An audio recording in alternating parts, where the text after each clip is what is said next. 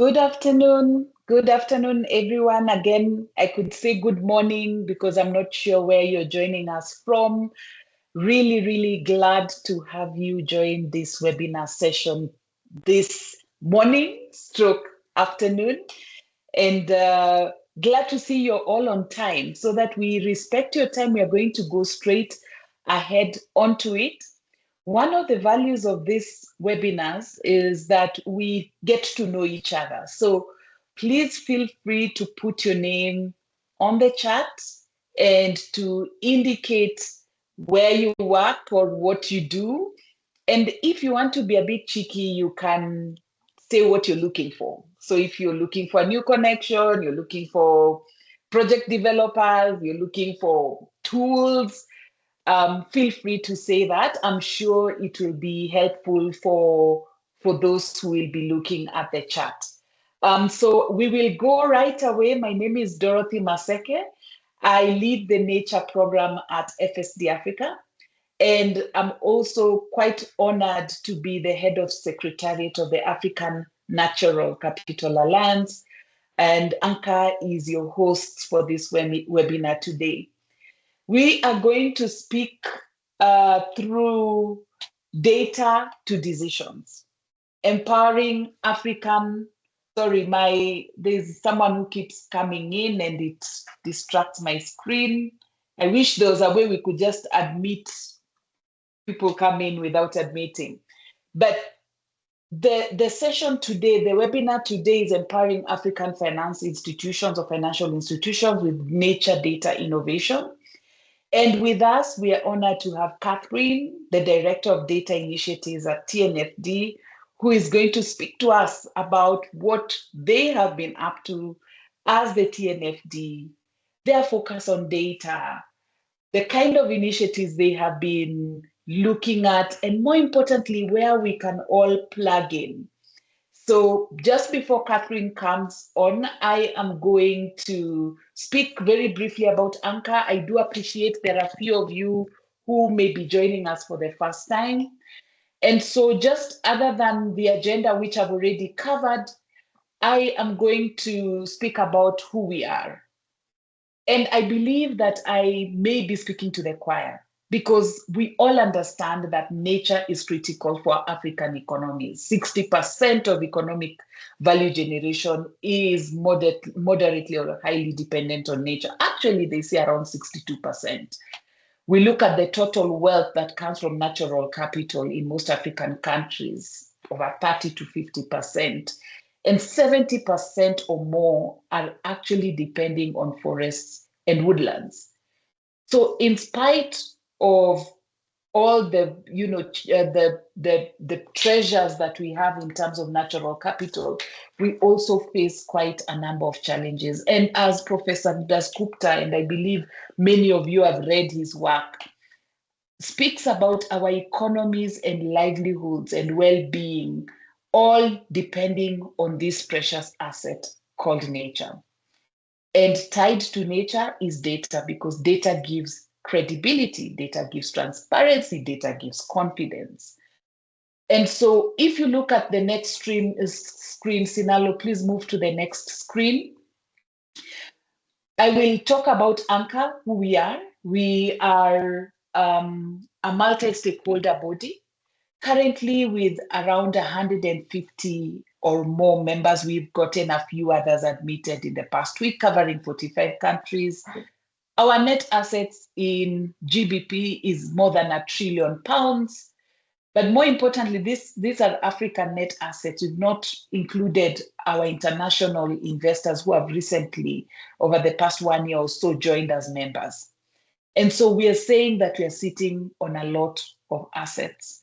And what we are all trying to do is then work towards nature positive initiatives, depending on the type of institution that you are. And I can see a number of ANCA members on the call this morning, stroke afternoon. If I move on to the next slide, just still more about nature and what we're doing. As ANCA, we're just working across the full spectrum of nature finance. We're looking at conservation areas, we're looking at cities, We're looking at productive landscapes. And what we really desire is actually to scale positive nature finance flows, which, as you all know, is not enough. But at the same time, reduce the negative finance flows. And that is part of the reason why your work for ANCA members and TNFD pilot institutions, your work is very critical to this journey. Currently, negative financial flows outweigh positive flows by 35-1. And so you can imagine the extent of the challenge that we are facing. If you move on to the next slide, I will speak about very, very quickly about how we are doing this. We are doing this across 4 pillars. Policy, and so we are working with regulators, policymakers, financial institutions, central banks. We are working on capacity building, and so we train financial institutions, we train investors, we train fund managers. We also train project developers, project implementers to speak the language of finance so that these two, finance and core projects and science, can speak the same language. Because when we all understand each other, then we can get the impact that you're looking for. Data and metrics is our third pillar and part of the reason why we are here today. And then investment catalyzation, this is where we actually want to see the money flowing. And for members on the call, ANCA members on the call today, those who are new, I want to say that this is a part or a section that we have seen really, really getting traction or getting momentum the past 1.5 years. We have seen, thematic bonds, nature bonds being issued in the market. We continue to know that there's a long pipeline, which is very encouraging for the African market. We see insurance solutions. We are seeing projects coming up, projects getting to investor readiness and reaching financial close. We have seen attempts at biodiversity credits. Of course, carbon credits have been there for a while, and we are also seeing quite a lot of momentum in that. But more importantly, we're also seeing quite a number of blended finance instruments, funds coming up, all focusing or all paying attention to this very important subject of nature. And so this is how we work. Within ANCA, we work across working groups. Sinalo, if you may move to the next slide. And the working groups drive the initiatives that we are handling. I will ignore this slide because the slide highlights the 4 aspects I talked about and essentially shows you the entities that we've been working with. And so this slide shows you how we work in terms of the multi-stakeholder forum as ANCA, but then how we also work within the nature program and how, as ANCA members, you're able to provide feedback and validation to ANCA's core activities. You're able to add value, you're able to guide refinement, for example, through working groups that I'll talk about. And all these feed into FSD Africa's nature program. And that then makes the nature program work within real African market realities. ANCA then also introduces its members to these nature finance initiatives, resources, and offerings through FSD Africa's funded programs. And so through this, we are able to say, for example, have the accelerators that we are running, both the carbon accelerator with our carbon team, the Nature First Innovation Lab that is coming up, and I will speak about in a few minutes. And these are initiatives that our ANCA members who are project developers are able to benefit from. But it also then creates a much needed pipeline for ANCA members who are investors or who are fund managers, again, still with the aim of driving investment into nature. That is how we work. I'll take the last 2 minutes talking about the working groups and how you can get involved. We have working groups in Ali, if you move to the next page. A working group on TNFD adoption. Our working groups are set up largely to ensure that our 150 members can participate in a more intimate manner and can work closely, not just with us, but with other ANCA members. And so TNFD working groups supports the roadmap to fast nature disclosures. And here we have a lot of peer learning. And this is actually led by Wakesho. I'm not sure if she's on the call. Wakesho Sonje of ICA Lion. We have commercial opportunities working group, which I always call the money bags team. This is a team that is really working towards accelerating the integration of nature positive business. This is the team or the group that brings together investors and also brings the investors and projects or project developers. And so this is a working group where we want to see the money flow. Nature data sources, like I said, nature is our third pillar. It's very important. And so again, here working towards standardization and scaling of nature-related data for African financial institutions. And then we have a regulatory engagement working group, which is chaired by Cecilia. And here we understand and engage regulators and policymakers on the nature agenda. So if you want to connect more deeply with us, please reach out to Sinalo and Victoria, who are on the call, and they will be able to support you in getting into our working groups. So that is all about ANCA. It is not our day. Today is a day for nature, data. And so I want to quickly just hand over immediately to Catherine to take us through the presentation for today. Thank you, Catherine. Over to you. Thank you. Thank you, Dorothy. It was great to hear how much you're doing.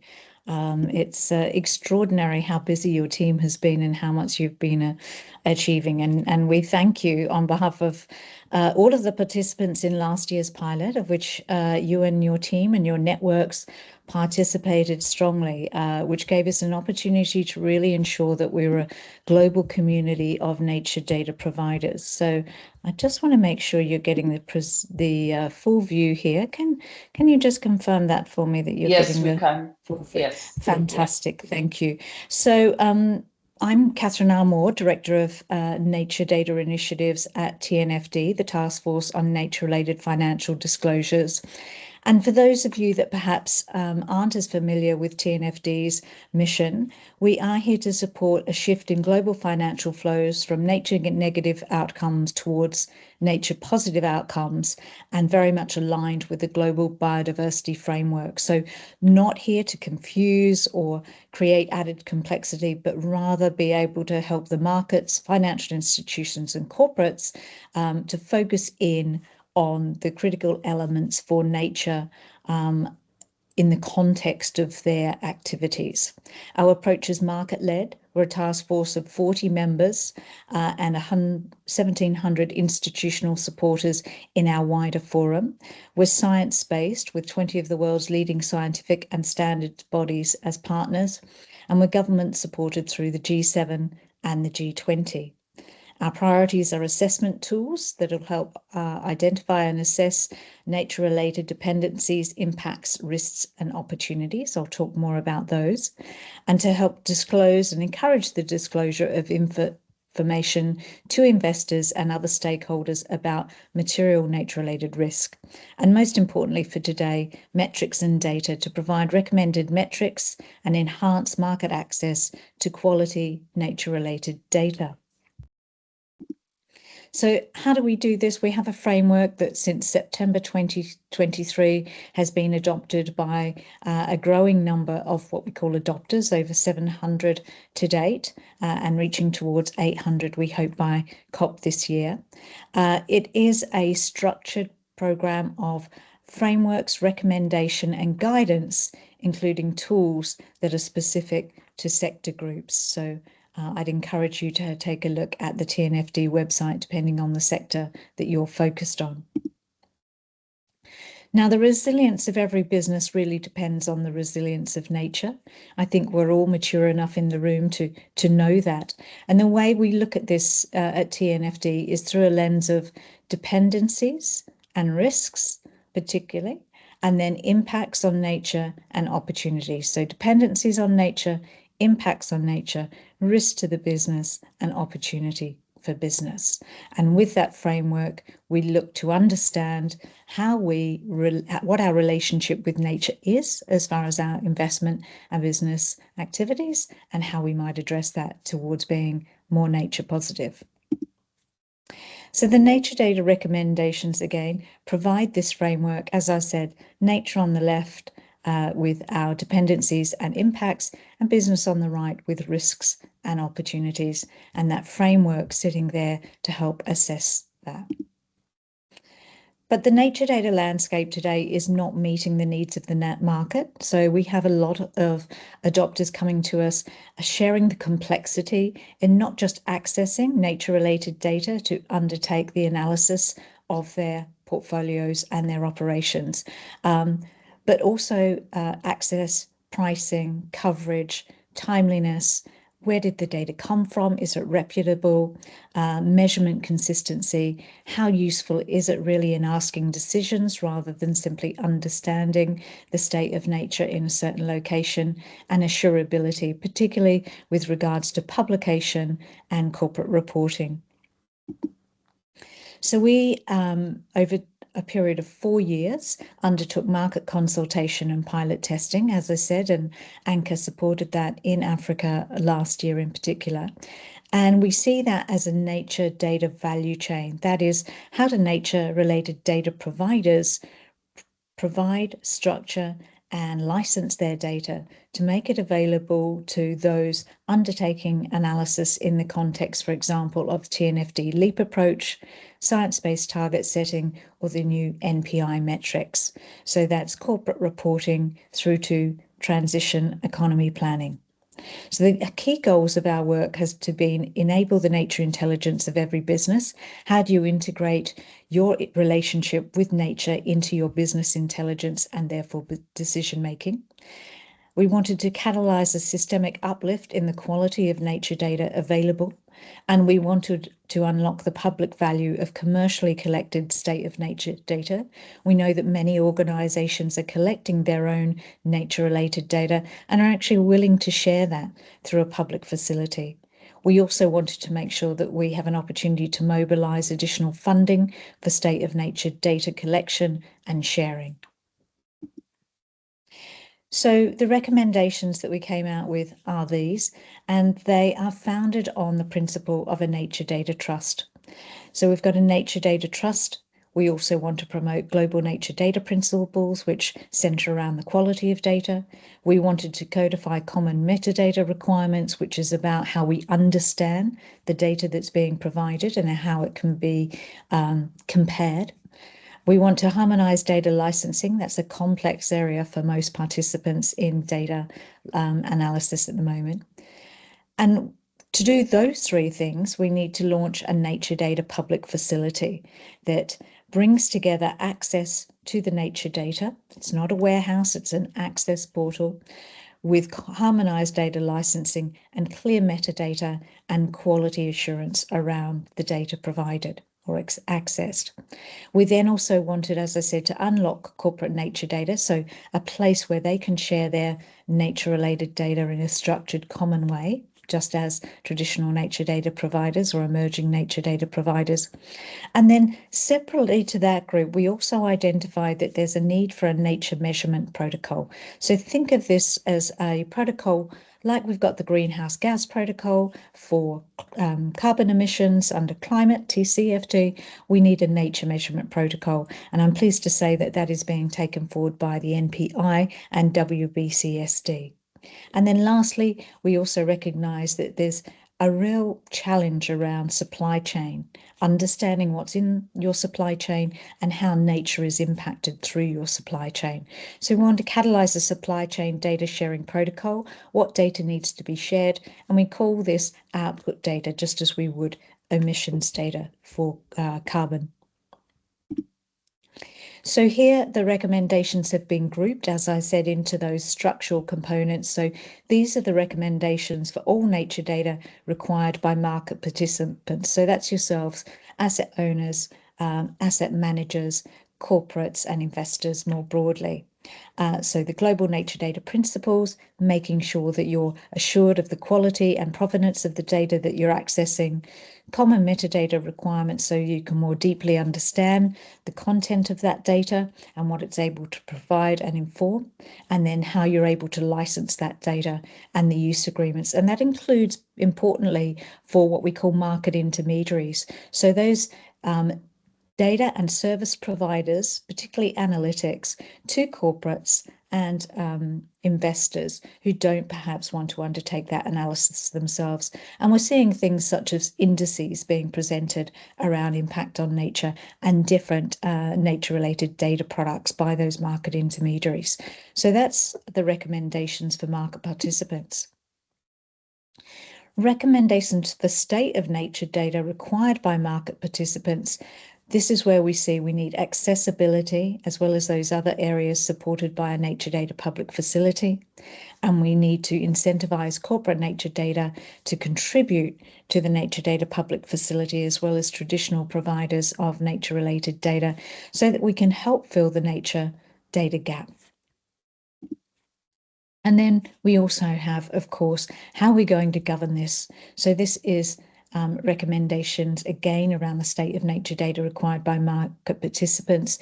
You'll see the structure there, a nature data trust that sits above the nature data public facility, and importantly, a technical advisory board that governs over the metadata committee and a data principles committee to ensure you've got transparency of quality, assured nature-related data.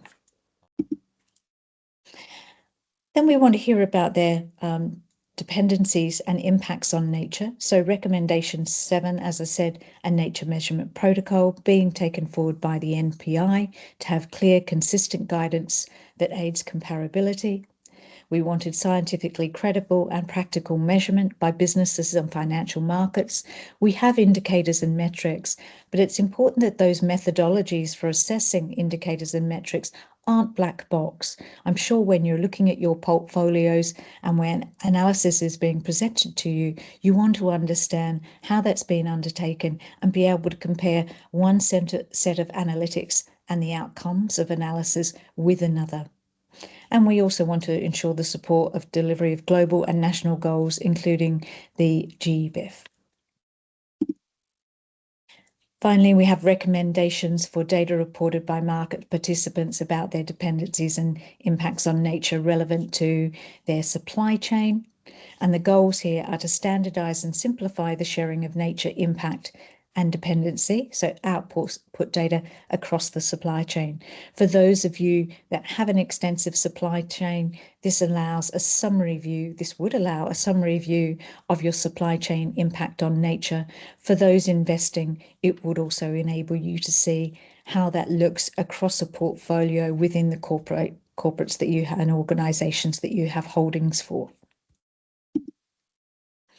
Again, how would it work? Mission and scope of the Nature Data Trust. So as an international data trust, its aim would be generate new finance to fund state of nature data collection and upgrading of the nature data value chain as per the recommendations. It's proposed as an independent international not-for-profit organisation and in the form of a data trust.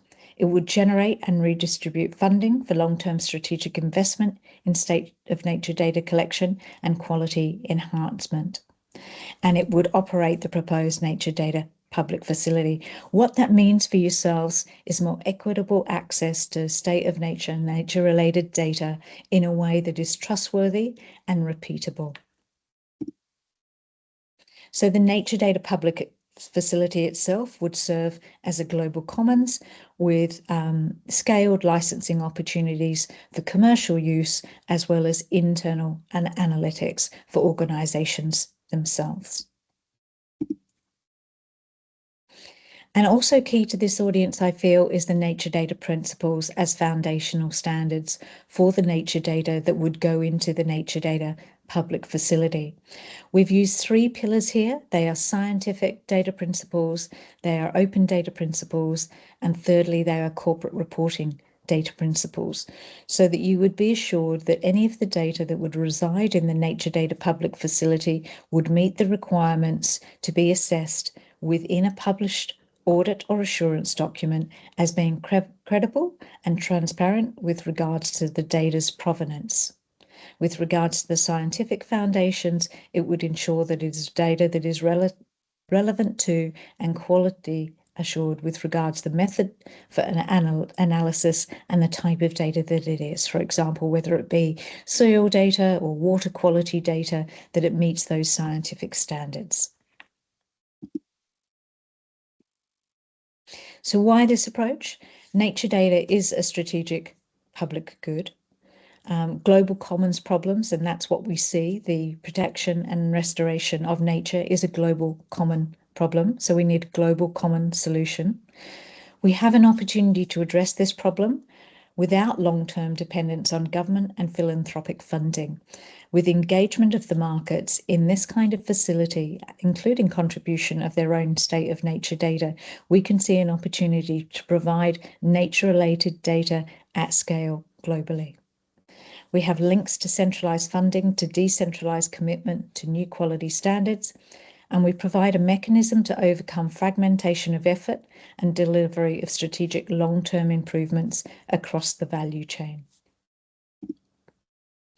So how would it work? The value proposition of a nature data public facility. We would have specification of the data that comes into the facility as per the data principles and metadata. We would then make that data available through common licensing agreements to users such as yourselves and market intermediaries providing solutions and services. You'll see there on the right is the scale of how data was assessed and the quality assurance that it meets. This is not about determining or saying there's good or bad data. This is about providing transparency on the quality of data and its fitness for purpose for your use, whether that be science-based target setting, evaluating your portfolio, looking at your supply chain, or indeed making investments. The Nature Data Public Facility is supported by attractive growth drivers. Even with the recent outcome of ISSB, we know that nature is ever more present in your decision making, and we see that that's not going to go away anytime soon. So the sooner we get to grips with what and how we assess nature data, make sure that meets your requirements, make sure it's reliable, dependable, repeatable, accessible to you on a regular basis, the sooner you're able to integrate that into your business intelligence and your decision making. And here we also see an opportunity. So at the moment, we're focusing on corporate reporting around nature, mandatory and also voluntary for your own internal reviews. We're also seeing it as setting science-based targets as a use case, and also transition planning, particularly when it comes to corporates and portfolios. But we see wider opportunities as they're on the left to scale this as more nature data becomes available. How would it work? And this just initial thoughts and partners that we have, some of them representing our partners that we had on our pilot testing last year. Of course, FSD were one of those, IUCN, UNEP WCMC, GBIF, GEO, SANBI and SASB, national statistical agencies, scientific and conservation organisations, and corporates themselves through the Corporate Nature Data Exchange provide that state of nature data in. And then on the right-hand side, we can see commercial fee-based access models for large listed companies and large market data and analytics service providers. And then that global common good is providing free and open access to small to medium enterprises, also giving you the opportunity of supporting their engagement and provision of supply chain data. If you'd like to find a little bit more about that, Dorothy and I are going to have a conversation in one moment, but you'll also be able to access the nature data value chain recommendations from that QR code. And also, I think importantly for this audience, are our two Asking Better Questions guides, one there for asset owner and chief investment officers and one for board directors as well. Thank you. Thank you very much, Catherine. Really, really interesting presentation right there. I'm happy to, and yes, you're getting a couple of claps. I'm happy to have as many of you ask Catherine the questions as possible. You are the people on the ground, you are the institutions who are using this data, you're also data providers. Please feel free to unmute. This time is for you, or feel free to put in your questions on the chat, and Victoria and Sinalo are going to support me in this. As you put your questions, please indicate your name. No, the name will be there, but the organization, so that we can also contextualize it a bit. But before we proceed with the questions, as we wait for them and as we wait for people to put their hands up, Catherine, are you going to drive commercial data providers out of business? Are you going to replicate what they're doing? No, not at all, Dorothy. And that's a really good question because it's a worry that's been on a lot of people's minds.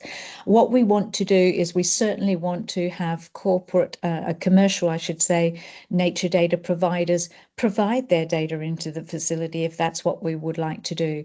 We're not suggesting a price point, and where data isn't available under free licensing, we would encourage people to provide the data with their own existing pricing structure, but we do want to harmonise licensing. So we would encourage them to reflect on whether they're able to adopt the Creative Commons licensing, which doesn't restrict fees for license, but it does allow the users to better understand licensing arrangements rather than have to deal with bespoke licensing. So very excited to have commercial data providers provide their data through the platform at their existing fee structures. But what we would like to do is see where we can harmonise that data licensing to make it simpler for the legal officers of data users to be able to understand what they're licensing and how. So we don't expect it's supposed to support and augment much of what they're doing. So thank you for that. Catherine, you do know that we run, as FSD Africa and ANCA, we run the data pilots that you're speaking of as one of the global pilots that you set in place. And from the results that we shared with you from Africa's context, and possibly like many other contexts, data remains fragmented. For us, local specificity is often missing from global sources. Many of the institutions, including those in this call, still heavily depend on external consultants who are very expensive because in-house capacity remains limited. And so if any of this is to be used at scale, all these things must change. What particularly will the public data facility do to address these challenges for our context? Great question, Dorothy. So as you know, with our pilots, and the other country that I think was particularly highlighted this same matter that you're talking to is Brazil. So Brazil and Africa, a huge dependency on local data provision and including IPLC, so Indigenous peoples and local communities, and the data that they contribute. So we're not looking at just providing global data sets. Certainly we want local and regional data sets wherever those sources may be provided from. They will get the same recognition, as I said, standard fees licensing where the data isn't already public available. If it's commercial data, it's able to be provided under those same fee structures. If it's already open available data under open license, then it can be reflected through that. We certainly don't want to disintermediate anyone who's participating. We can see it more as a channel to market for providers so that there's more, it's more easily accessed. What we found, as you mentioned, there are service providers, consultants, and they can be expensive. But one of the key areas of their cost base is aggregating the data, structuring the data before they even undertake the analytics. The Nature Data Public Facility, because of the Nature Data principles and the metadata structures that are being proposed, we want to ease that cost burden and make sure that that's a cost that's not passed on to those organizations that are wanting to understand their impact nature. So the focus can then be on what are the analytics, what insight is that providing, and what can be the strategic direction and actions that can be taken. And that's really where we want the focus. Let's make the focus what can be done, not how do we structure data. Let's take that away and have those organizations that are currently spending their time investing in data instead be able to put their expertise to providing advisory services on what can be done. Great. I can see James Raymond's hand is up. James, feel free to unmute. Yeah, thank you. Yeah, thanks, Catherine. I think Dorothy touched on it in terms of the similarities maybe to the IBAT reports that are produced. So I work a lot with sort of producing the critical habitat assessments and other kind of sort of scoping studies, and we use, so for those on the call, the integrated biodiversity assessment tool. So IBAT draws from IUCN Red List and Protected Planet and other sources that Catherine mentioned, and they produce, obviously it's paid for, and they produce the various reports. They're kind of structured in a very useful way. Has the public facility got a kind of an understanding of how they want to present the data? So if I was to log on to the public facility, assuming they wouldn't be generating reports, but how would the data be structured? Sort of make it Sure. user friendly, I guess. Yeah, I'll try and talk you through that, James. If you go to that link at the end of the presentation, which I'm sure the team will share, or you go to the TNFD website and look at the 8 recommendations, you'll actually see in that report document some of the user interface and it runs through that. But I'll just talk you through it now. When we ran the pilot last year, we actually stood up with the support of Esri a full sandbox user interface. And what we did was we structured the data against the indicators and metrics of TNFD, but also against the SBTN, Science-Based Target Network, indicators and metrics, and also NPI.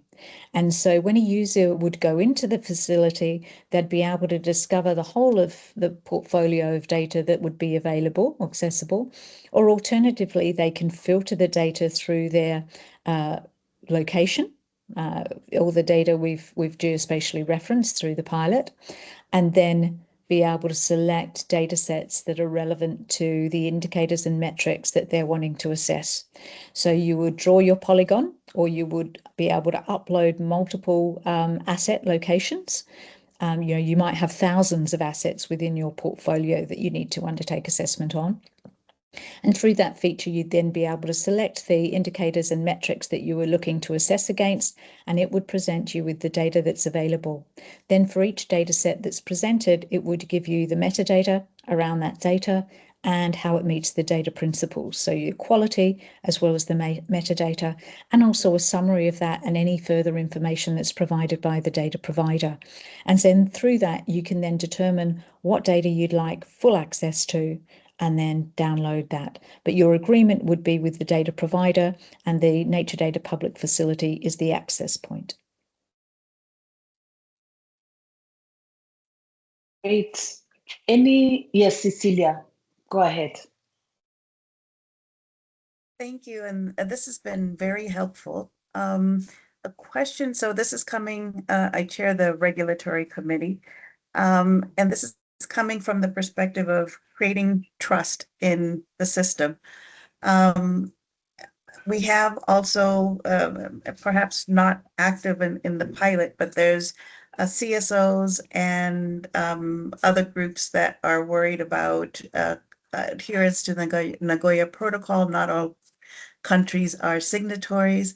They're worried about the Convention on CBD, conventional biological diversity, and possible misuse of data, which they would call under bioprospecting without benefit sharing to not just indigenous communities, but countries who may be looking to get that data. And there's a mistrust right now, unfortunately, of corporate use of data, nature data. How do we, what reassurance can we give those who have data, not just indigenous, but possibly researchers? What reassurance can we give them that there'll be not just licensing, but also transparency on end use of data, so that they can then flag if there's an issue? Sorry for a long question. Sorry, Catherine. Yeah, Catherine, go for it, allow me, Cecilia, you've just hit it, and allow me to add to that question. Just what Cecilia is talking about, genetic assets, and very key to, the multi-billion-dollar pharmaceutical and big industries that we have there, cosmetics, etc. And unfortunately, Africa does not have a single common database for genetic assets. And so the question also tied to what Cecilia is saying is, with this mistrust and with the fact that African entities who are aware of this are pulling together to try and address that challenge, how will that feed into this global data facility, where even within the continent, we are trying to figure ourselves out in terms of a database that we are able to feed into from our context? Yeah, I love that, and I'm so glad you asked, both of you ladies. So last year when we did the pilot, we worked with an organisation called TOHA out of New Zealand, and particularly had their advice and feedback on the care principles for data. So I'll start there. It was a fantastic learning curve for us to understand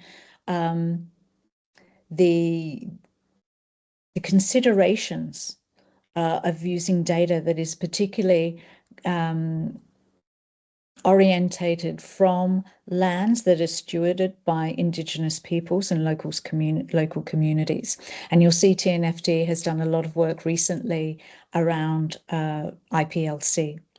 But the organisation TOHA, I'll just give you a little backdrop. I don't want to misrepresent them. So if there's anyone from TOHA out there, jump in or pop in the chat if I misstep. But TOHA, it's called the TOHA Network, is an ecosystem of ventures, scientists and frontline communities. And they're building a digital public infrastructure to measure environmental outcomes and channel investment to community-led regeneration projects. They've started in New Zealand, and it's a network that is actually dedicated to data stewardship and the sharing of that data through marketplaces. And it's a bottom-up, locally responsive system for nature markets. Now, what do I mean by that? It means that the nature data provided are, it could be wetlands data, pest data, native seed collection. The data that's generated is recorded on the network, and the communities are provided with a token model. So they receive MAHI credits for financing work on the ground, and the TOHA network has the provision for the distribution of the data.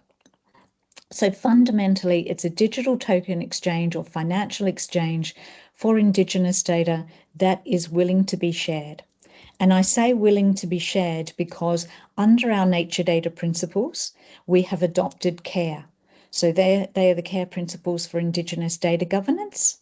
There has to be collective benefit.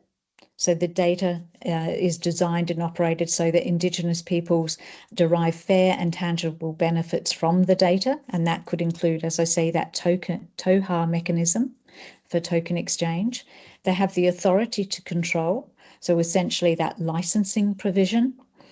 And then there is responsibility. So those working with IPLC communities have and their data have responsibilities to foster positive relationships, ensure transparency, and mitigate harm through appropriate and pre-use consent. That's very important. Stewardship and accountability mechanisms. And then finally, ethics, that data activities must be grounded in ethics that uphold Indigenous values, dignity and well-being, with explicit consideration of power imbalances, historical context and long-term impact. So we've integrated care into our nature data principles. That's not to say we've got it completely 100% right. And we want to make sure that there's ongoing conversations. So we've had conversations where people are concerned about, for example, whether it be the in IPLC communities themselves or the species that they are most concerned about on the lands that they steward. How do we protect them? Who do we make data available to?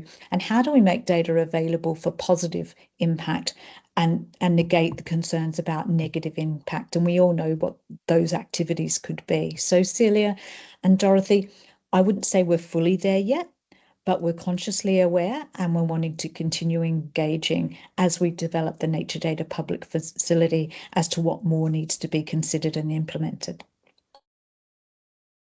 Great. I think, Cecilia, that's a point as a scientist who is leading a regulatory engagement working group. It's a very interesting place that possibly we need to drill down into because I know the context that you're asking from is quite heavy on the scientific side, but you also, being the working group lead on regulatory, you can see the whole aspect on benefit sharing, and that's why you're able to link that up. And thank you for that question. Catherine, we will get back to you. I think there's quite a lot. We had digital sequencing information Bellagio convening about a month ago. And this exact question that Cecilia asked was the topic. How do we ready ourselves? And it's all premised or based on data. So there are quite a number of touch points that we'd really want to drill down into. Desire, I'm not sure whether it's Desiree or Desire. Please feel free to correct me and ask your question. Thanks, Dorothy. No correction. Okay.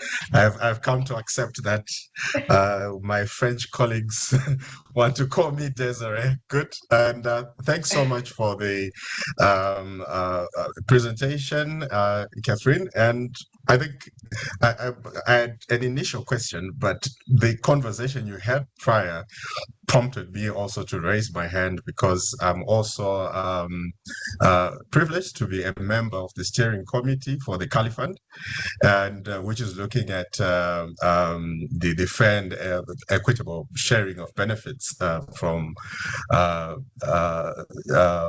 DSI on genetic resources. So for me, it really hits home because my question maybe would be around how maybe, Catherine, you envisage the relationship from a TNFD Caliphate perspective. It would be interesting to just hear your thoughts around that. But my question, which I had put in the chat box, was to say, I think from just recent announcements around nature-related financial disclosures, a statement being sort of designed under IFRS around biodiversity reporting. What are your thoughts around it? Because I think from my perspective, it may sort of be not the ultimate desire, because we are looking at the regulatory bringing in the investment confidence, because if we have a similar structure like S1 and S2, we are able to then value our nature. We are then able to understand the investment readiness that Dorothy also spoke about, which allows even communities to further benefit sustainably from nature, which they are protecting as well. So my question is around maybe just your thoughts around Caliphant NFD and the question in the chat box. Thanks. Yeah, so I think it's fair to say we were ready and waiting for ISSB to look at how they would introduce nature and the requirement for nature. We're very pleased that they've decided to take a practice statement first route on nature, so voluntary guidance integrated with S1 and S2, with the option to convert this into a full nature standard at a later date. And that is using the TNFD as the foundational framework. The decision not to move immediately on a mandatory nature standard, would I say it's disappointing or regressive? I don't think so. I think we need to be pragmatic and consider that some have more of a state of readiness than others. And what we need to be able to do is make sure that it's something that can be achieved and that is not thrust on participants before they have the capability and capacity, as you mentioned in your question, to be able to achieve it with a thorough approach and pragmatic consideration. So I think a practice statement approach is sensible, pragmatic. I would also say TNFD is providing lots of capability and capacity building activities. So I would lean into those. And I would also say that irrespective of whether it's mandatory at this point in time, having it voluntarily undertaken within your portfolio is giving you a state of readiness, but also setting you apart and providing, an investment consideration. So I wouldn't step back. I would lean in.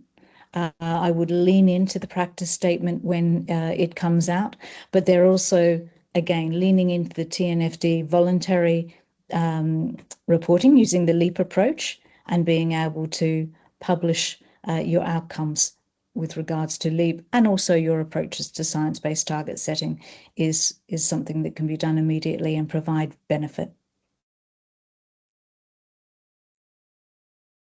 Dorothy, I just wanted to piggyback Yes. on that comment. Yes. I think so. So I understand where you're coming in. When you're looking at genetic information and biotechnology, it's I'm not saying it's cleaner, but it's easier to understand where readiness on accounting reporting. But remember, we also have the areas that give me gray hairs on a daily basis, which is you're putting in a new development construction, and we're trying to get 20% set aside, not even reaching the 30%, 30 by 30. And a developer is telling you, this is a real estate developer, I need maximum density per square footage. At that point, I'm competing with a building and ongoing revenue from 12 stories, 25 stories, mixed use. And we have to figure out how we're going to get that nature data to get that green space to be as valuable as the building. Same thing will happen on pipelines, on critical mining. So it'll take a while, first of all, for corporates to accept this on their balance sheet, and then to be able to cost it in a way that we could start seeing where the comparables are. Thank you. Thank you, Cecilia. And Desire, I'm not sure if you're satisfied with the answer, but I think what we can take from this is there's conversation to be had and there's still work to be done. Desire, you're unmuted. Thanks, Dorothy. Yes, well noted. I think the responses are good, and definitely it's work in progress. I think the issue of readiness, even when it comes to access and benefit sharing, needs to also be amplified, because we have IPLCs who are also trying to also access some of the resources globally, and there are a lot of issues I think that need to be addressed along those lines. Lots to talk about, but a little time. Thanks. Thank you, Desire.